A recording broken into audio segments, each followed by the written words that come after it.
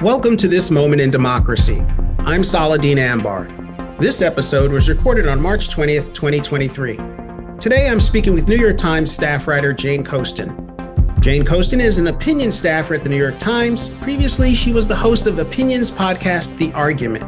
She has reported on conservative politics, the GOP, and the rise of the American right. She also co-hosted the podcast, The Weeds. Hi, Jane. Thanks so much for joining us today. Thank you so much for having me. This is such an honor.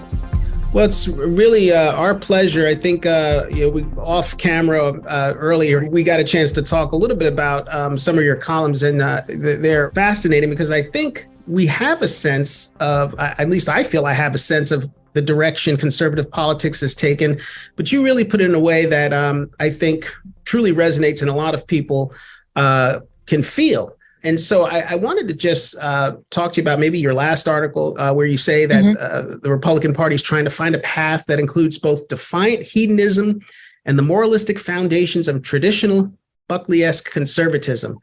Why don't we unpack that a little bit here? Because I think, as well as anyone, you've done a great job of doing just that. Yeah, I think that something that I've been so fascinated by is the conservatism that's not a conservatism of ideology, but a conservatism of feels. The idea, not that you're tethered to any specific economic policy or, trickle down economics, but that there used to be something better and now it's not as good and it is likely to become worse. And I was struck by how so much of what people might be longing for is not the ideal of the 1950s or the 1950s even of their invention. Though it's interesting, you go back and read Buckley, and he's writing in the 1950s, basically being kind of longing for an earlier decade even from then.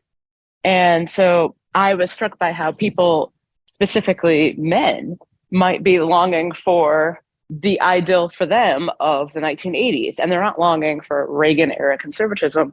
They're longing for a time when everything was just hornier, when there were a lot of teen sex comedies, and it just seemed like you were given permission to do things, and there was really no one who was going to tell you what to do.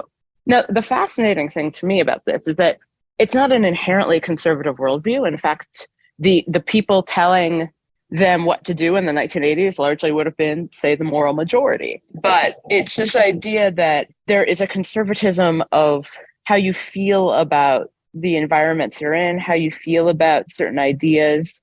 And I think that you see the Republican Party now trying to balance between being the party that says, yeah, we're not going to tell you what to do. You're cool, kind of being the cool mob of politics. But that's, as I write, that's not their natural affect, because at a certain point on a number of issues, including abortion, there will be moments in which conservatives are trying to tell people what to do. And so I thought it was an interesting moment in which you see this effort largely from conservative men to come across as being, we're the bad boys of politics. Conservatism is punk rock now, but also that would rely on a conservatism that isn't about telling anyone what to do. It's truly fascinating. I'm old enough to remember George Will being on This Week with David Brinkley and actually arguing about a country that is, he was talking about Bill Clinton and the Clinton era and how we were a country that was just so fascinated by anything that titillates. And I want to ask, how did we go from Reagan conservatism to this, as you describe it, this really fascinating term, horny bro aesthetic? How did we go from there to here? I think you're right. I think we are. Your description is so spot on. What was that path? How did that happen? Well, I think that there's always been this kind of two-tiered aesthetic within conservatism on a number of issues. And I've written about it before, that there's kind of the conservatism of National Review and the Heritage Foundation and the conservatism of Rush Limbaugh. Let's keep in mind that one of Rush Limbaugh's more famous moments was calling Sandra Fluke a slut in 2012, I believe. And so there's always been this two-tiered version of conservatism. And you see that also in that William F. Buckley both denounced Penthouse magazine and wrote for Penthouse magazine. And so I think that there's always been this sense of both attempting to adhere to a very specific sexual ethic, but also recognizing that most of the people you're trying to get to vote for you don't want to adhere to that sexual ethic. And that's fine. Other people aren't fine, but that's fine. Well, absolutely. And, you've given this trajectory And it's clear, and you allude to this, that we shouldn't blame Trump per se for this this movement, if you want to call it that. There's been a tradition of right-wing politicians who made their mark by, as you describe it, vice signaling. Could you elaborate on that term? Another interesting turn of phrase that I think does illuminate. What do you mean by that? I think vice signaling, people probably have heard the idea of virtue signaling, Sure. which is that you want to signify your virtue, not because you have your virtue, but because you want other people to know about it. It actually comes to me. I was raised Catholic and Christian, and so I often think about scripture. The idea that you would, there's a moment in which Jesus Christ is telling a story to his followers, and he says, do not be the man who's seen out praying on the street. Go home, pray in your room. Because you don't want to be seen praying, because it's clear that you're doing it as a performative exercise. And with vice signaling is essentially being a terrible person, but essentially arguing that everyone is a terrible person. You're just honest about it. That virtue signaling is false, but vice signaling is true. That you're more honest, and that actually everyone is terrible and no one is good. I wrote about it for the Times, and I remember finding a tweet that someone accused the Pope of virtue signaling, which was fascinating, because that's the entire point of being Pope, is to be a person who signals virtue. That's sort of his job description, right? Yeah, that's part of the whole thing. But the idea of vice signaling is that if you just show how terrible you are, you essentially are also arguing that everyone's terrible. You're just honest about it. That everyone actually hates women or minorities or whatever group. It's just that everybody else is virtue signaling while you're keeping it real. Well, we probably all can recall Donald Trump in that infamous recording where he was describing being able to get away with any amount of, infractions, to use a euphemism, with respect to women. And yet somehow the explanation that, as you suggest, that, this is the way men talk, this is who we are, sort of was able to carry the day. And I suppose the recent news that at any given moment, he's going to be indicted for his connection with Stormy Daniels just underscores all of this, does it not?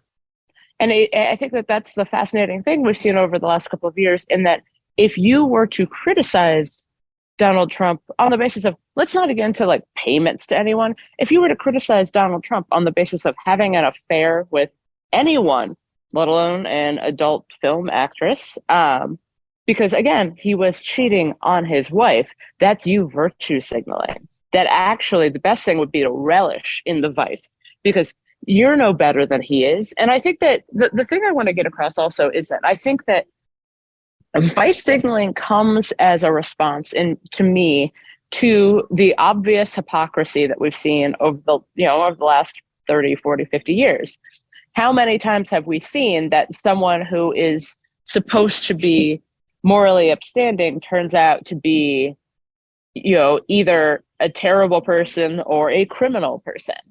And I think that for many people, virtue signaling seems false, but vice signaling seems real. If you accept that everyone is terrible and that no one is good, that seems, I think, to some people more realistic than the idea of attempting to uphold virtue.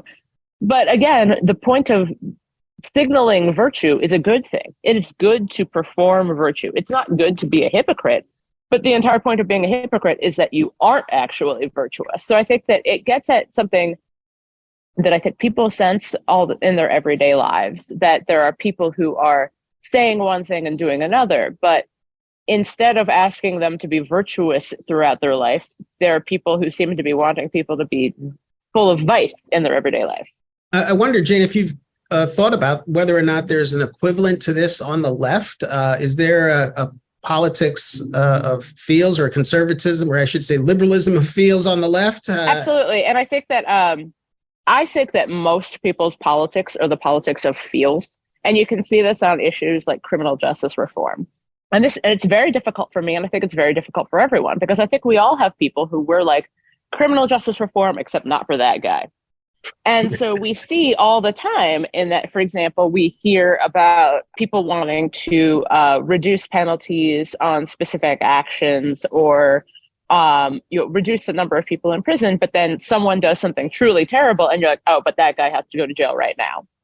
And I think about, say, the people who commit, the police officers who kill unarmed people.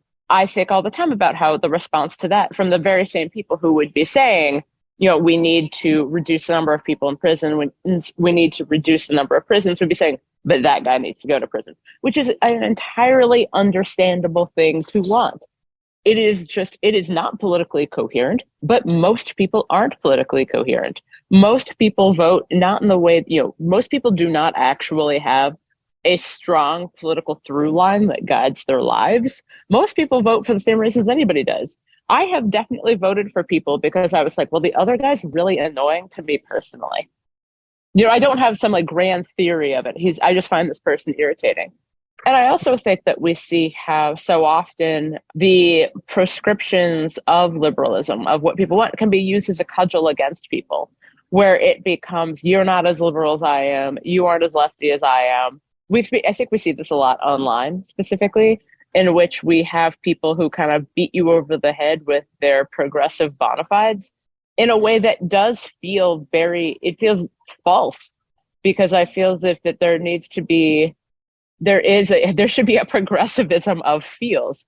While you are advocating for justice and equality, I think you also need to be not a jerk while doing so. And I think we see all too often that ideology of feels is something that we all engage in which we have a lot of things where like, well, I did feel this way, but then this one person like really drove me nuts. So now I don't feel that way anymore. And I think that on the left, we also see something in which one thing that I find fascinating is that the left falls prey often to a purity spiral that can happen because the idea that you would moderate in order to win, well, actually winning sometimes means that you would have to moderate. So maybe it's better to not win. Maybe it's better to live in a world in which anything is possible because you've never actually found out. And so I think that both, all political sides are vulnerable to kind of a feels-based politics in which you say things that don't actually make coherent sense, but then you think about it in context and they kind of do because it's based on where you are in this moment. Well, it's a really interesting point, and and I'm glad you're raising this as we approach this holy season for some. Thinking about the scripture of not making faces and looking hard while you fast, rather shine up your face, and people want you to know they're suffering, or people want you to know how. Right, exactly. There is a performativity, and it's actually I'm glad you mentioned that, because there is this kind of like, you are not supposed to spend Lenten fasting going on about how hard Lenten fasting is. Right. Oh, I could go for a good snack right now, but exactly. Right. No, I appreciate it. Well, listen, there's so many directions we could go, but I want to shift gears just a little bit to talk about some of your writing and thoughts on race and politics. Many on the left have been wringing hands over and have been perplexed over the recent trend, how strong it is. I don't know. Perhaps you could shed light on it, of some non-white identity groups, Latinos, Asian Americans, moving towards the Republican Party since 2018. Why is that? Is that overblown? I know I've read a lot of columns about Black men shifting right in the last election or voting increasingly for Trump. What do you think of that? Is it true or overblown? And B, what might be some of the reasons for it? Well, I think that true and overblown can both be true.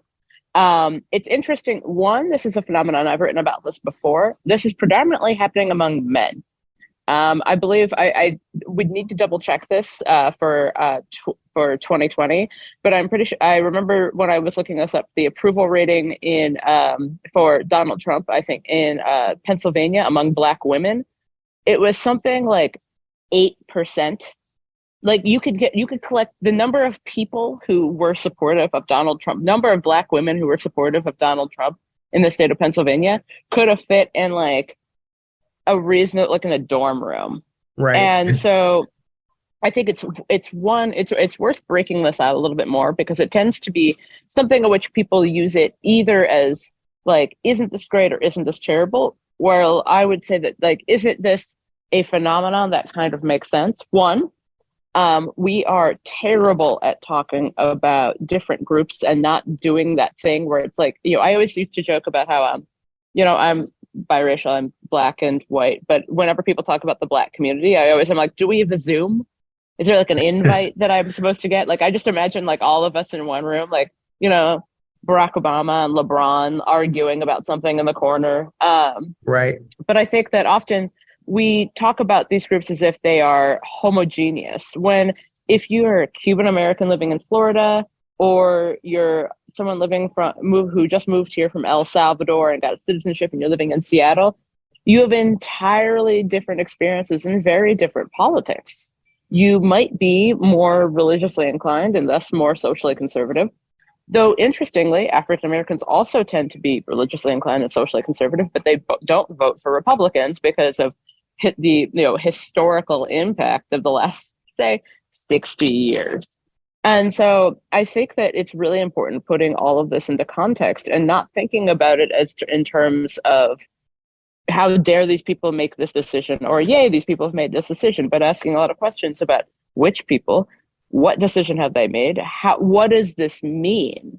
Because a lot of it has to do with gender, it has to do with age, it has to do with religion, but it also has to do with the specifics of where they're voting and who they're voting for. The Republicans that they are voting for in, say, the Rio Grande Valley are going to be different kinds of Republicans than the Republicans who are running in Indianapolis. And so I think it's really worth getting into that context, because I do think that what we're seeing is increasing, like a number of non-white Americans who are increasing their vote for Republicans, but we are not seeing a large number of African Americans voting for Republicans. We're seeing folks who are of Chinese descent, folks who are Latino in specific areas choosing to vote for Republicans. But again, they're voting for very specific Republicans in very specific ways for very specific reasons. They might be voting on the basis of concerns over schools, like in San Francisco or Virginia. They might be voting with regard to concerns about the economy in Texas or Florida.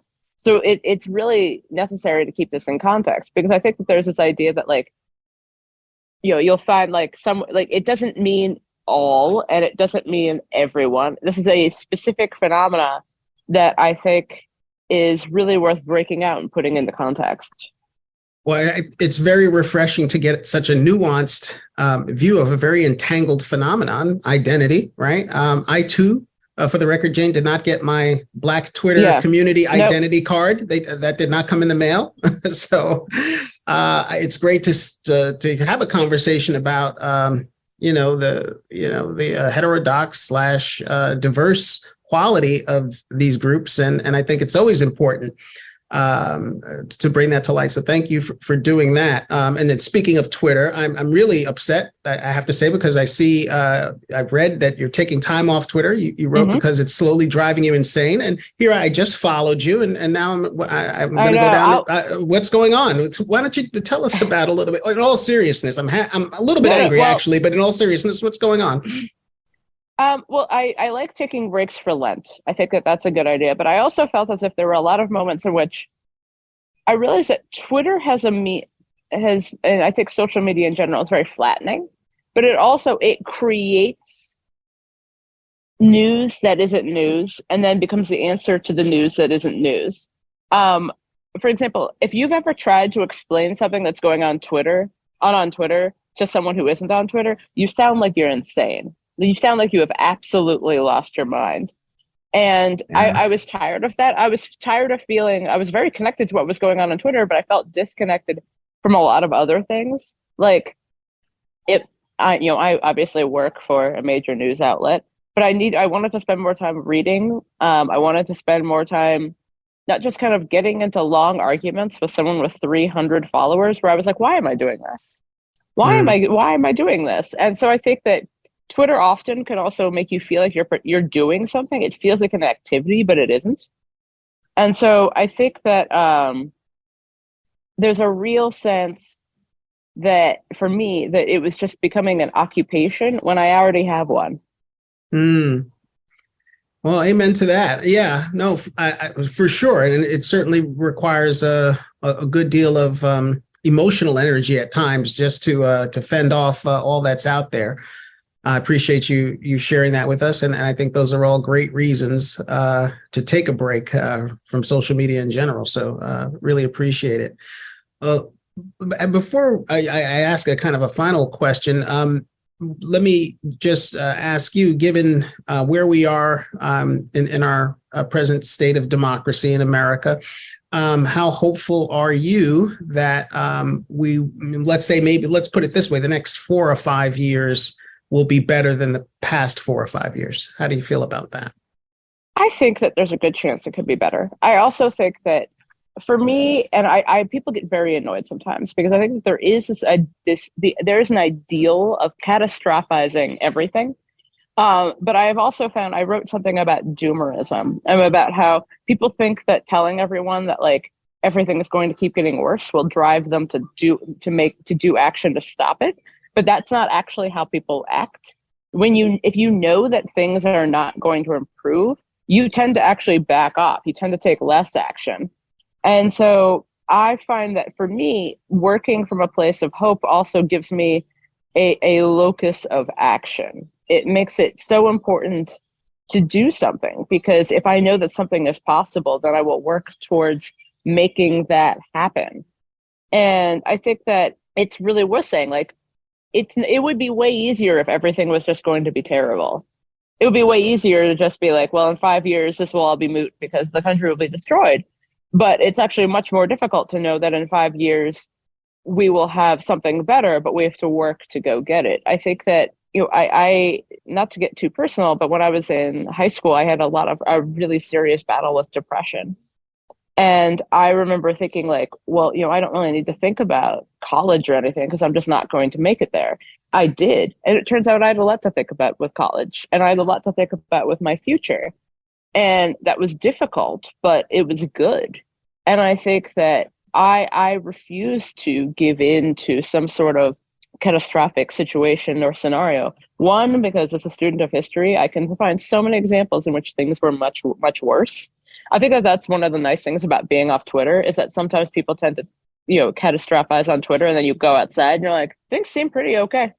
People are eating bagels and living their lives. Yeah. Yeah. I'm like, there seems like there's some hard stuff going on out there, but like there's some ducks over there. They seem like they're having a nice time.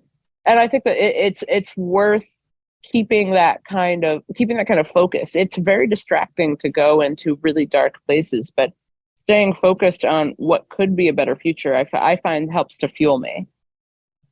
Jane, if you had to choose a song to define this moment in democracy right now, what would it be? That's a really good question. Do you like Steely Dan? Of course. Who among us doesn't enjoy Steely Dan? Yes. So my favorite Steely Dan album is The Royal Scam, and I would probably say that that's the song. It's a song. It's about immigrants coming to the United States who have bought into this ideal about America, and then come to find out that it's not true. But I think it's a moment in which a lot of people are having a time in which a lot of things they thought about American democracy haven't turned out the way that they expected. But I would also say that it's not a very optimistic song, but I'm a very optimistic person. So I would also put in Happiness by Goldfrapp, because it's a song that it's one of the main lines is like, how did you get to be happiness? How did you get to find love? And so I know that that's a strange pairing of songs, but I think about all the time about how you can have this moment of recognition that things aren't the way they should be, but also a deep belief that things can be better. I don't think I can conjure up a better way to end this podcast than that hopeful and lovely note. Jane Coaston, thank you so much for being with us and sharing the political, the personal, all in one. Really, truly a pleasure to have you. Where can folks find you when you're back on Twitter or elsewhere? When I'm back on Twitter, I'm at the New York Times, Jane Coaston. You can find me on Twitter when I come back, at Jane Coaston. And this has been such a joy. Thank you so much for having me. It's truly been our pleasure. Thank you. Today's podcast has been brought to you by the Eagleton Institute of Politics. Eagleton is a nonpartisan research unit of Rutgers University, New Brunswick. This moment in democracy is made possible in part by the generosity of Gerald and Kiko Harvey and Eagleton's many supporters. To support Eagleton's work or sign up for its newsletter, click the links in the description. To learn more about the Institute, visit eagleton.rutgers.edu and follow Eagleton on social media. Thanks for joining us.